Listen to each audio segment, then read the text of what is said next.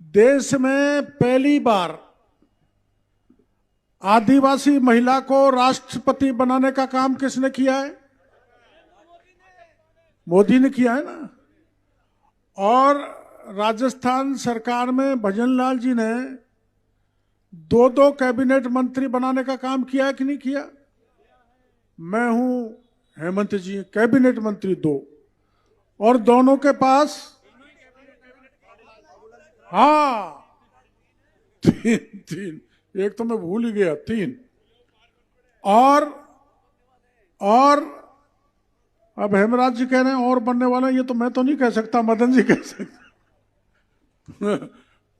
ये एक चीज का आपको कार्यकर्ताओं को ध्यान रखना है, हमारे जो विरोधी हैं, हमारे जो विपक्षी हैं, जो लोकसभा में माहौल बनाया एसटी एससी के बीच, हमारे कैलाश जी मेघवाल बैठे बड़े जवान और ऊर्जावान कार्यकर्ता हैं, और मंच पर जितने हमारे आदिवासी नेता बैठे हैं, उनको एक बात और कार्यकर्ताओं को कहना चाहूंगा, एक हमारे खिलाफ वातावरण बनाते हैं कि मोदी अगर रह गया तो रिजर्वेशन खत्म कर देंगे,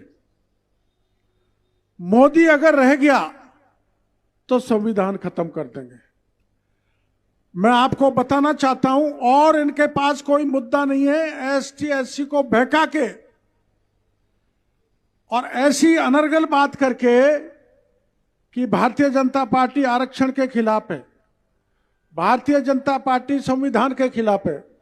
भारतीय जनता पार्टी जितने आरक्षण के पक्ष में है, उतना देश का कोई भी दल नहीं है। एक उदाहरण देना चाहूंगा, पंडित दीनदयाल उपाध्याय का हमारी विचारधारा का आधार है ये। कांग्रेस की तुम कोई विचारधारा नहीं है, पढ़ लो। कांग्रेस में तो जब आरक्षण का प्रावधान हुआ था तो संसद में बहस हुई थी, और संसद की बहस में पंडित नेहरू ने कहा था कि मैं आरक्षण के एसटी एससी के आरक्षण के पक्ष में नहीं हूं, और आरक्षण हो भी जाए तो नौकरियों में तो एसटी एससी का आरक्षण होना ही नहीं चाहिए।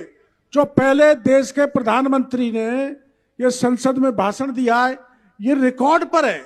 इसलिए हमारे पढ़े लिखे मैं जवानों को कहना चाहूंगा कि कांग्रेस का सिद्धांत एसटी एससी के खिलाफ रहा है आरक्षण के संबंध में, और हमारे पंडित दीनदयाल उपाध्याय ने एक सिद्धांत